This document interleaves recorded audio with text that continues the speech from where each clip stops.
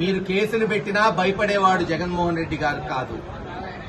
మీరు లాఠీలెత్తినా, పోలీసు లాఠీలెత్తినా అంగుళం కదలని యూత్ ఎన్ఎస్యుఐ విభాగమే వైఎస్ఆర్సీపీ పార్టీ అని తెలియజేస్తున్నాం.